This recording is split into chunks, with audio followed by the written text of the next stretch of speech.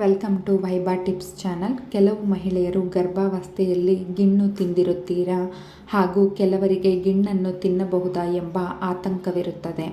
ಗಿಣ್ಣು ತಿನ್ನಬಹುದಾ ಎಂದು ಕೇಳಿದರೆ ಗಿಣ್ಣನ್ನು ತಿನ್ನದಿರುವುದು ಉತ್ತಮವಾಗಿರುತ್ತದೆ. ಏಕೆಂದರೆ ಹಸು ಅಥವಾ ಎಮ್ಮೆ ಹಾಕಿದ ಮೊದಲ ದಿನಗಳ ಹಾಲಿನಲ್ಲಿ ಕೊಲೆಸ್ಟ್ರಾಲ್ ಬ್ಯಾಕ್ಟೀರಿಯಾಗಳು ಬೇಗನೆ ಉತ್ಪತ್ತಿಯಾಗುತ್ತದೆ. ಗಿಣ್ಣನ್ನು ಸರಿಯಾಗಿ ಬೇಯಿಸದೇ ಇದ್ದರೆ ಲಿಸ್ಟೀರಿಯಾ ಎಂಬ ಅಪಾಯಕಾರಿ ಬ್ಯಾಕ್ಟೀರಿಯಾ ಗರ್ಭಿಣಿಯ ದೇಹವನ್ನು ಸೇರಬಹುದು. ಇದು ಗರ್ಭದಲ್ಲಿರುವ ನಿಮ್ಮ ಮಗುವಿಗೂ ಕೂಡ ಆರೋಗ್ಯ ಸಮಸ್ಯೆ ಮಾಡಬಹುದು. ಇದರಿಂದ ಜೀರ್ಣಕ್ರಿಯೆಗೂ ತೊಂದರೆಯಾಗುತ್ತದೆ. ಗಿಣ್ಣು ಹಾಲು ಅತ್ಯಂತ ಗಟ್ಟಿಯಾಗಿರುತ್ತದೆ ಮತ್ತು ಅದರಲ್ಲಿ ಪ್ರೋಟೀನ್ ಹಾಗೂ ಕೊಬ್ಬಿನಾಂಶ ಅತಿಯಾಗಿರುತ್ತದೆ.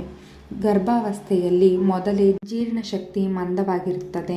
ಗಿಣ್ಣು ತಿಂದರೆ ತೀವ್ರ ಹೊಟ್ಟೆ ನೋವು, ಗ್ಯಾಸ್, ವಾಂತಿ ಹಾಗೂ ಅಜೀರ್ಣ ಉಂಟಾಗುತ್ತದೆ. ಅದರ ಬದಲಿಗೆ ನಾರ್ಮಲ್ ಹಾಲಿನಿಂದ ಮಾಡಿರುವಂತಹ ವಸ್ತುವನ್ನೇ ತಿನ್ನಬಹುದು. ನಿಮಗೆ ಇದರಿಂದ ಸರ್ವಿಕ್ಸ್ ಪ್ರಾಬ್ಲಮ್ ಉಂಟಾಗುತ್ತದೆ ಎಂಬುದಕ್ಕೆ ಸೈಂಟಿಫಿಕ್ ರೀಸನ್ ಇಲ್ಲ. ಆದರೆ ಗಿಣ್ಣು ದೇಹದಲ್ಲಿ ಅತಿಯಾದ ಉಷ್ಣತೆಯನ್ನು ಉಂಟು ಮಾಡುವುದರಿಂದ ಫಸ್ಟ್ ಟ್ರೈಮೆಸ್ಟರ್ನಲ್ಲಿರುವ ಗರ್ಭಿಣಿಯರಿಗೆ ಮಿಸ್ಕ್ಯಾರೇಜ್ ಆಗಲು ಕಾರಣವಾಗಬಹುದು.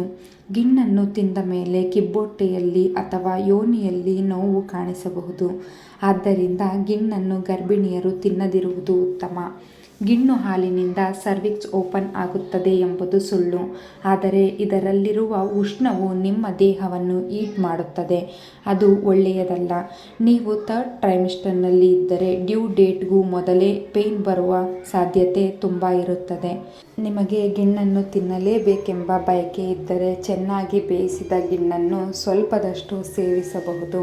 ನಿಮಗೆ ಈ ವಿಡಿಯೋ ಇಷ್ಟವಾಗಿದ್ದರೆ ಲೈಕ್ ಮಾಡಿ, ನಮ್ಮ ಚಾನಲ್ ಸಬ್ಸ್ಕ್ರೈಬ್ ಮಾಡಿ, ಶೇರ್ ಮಾಡಿ. ಧನ್ಯವಾದಗಳು.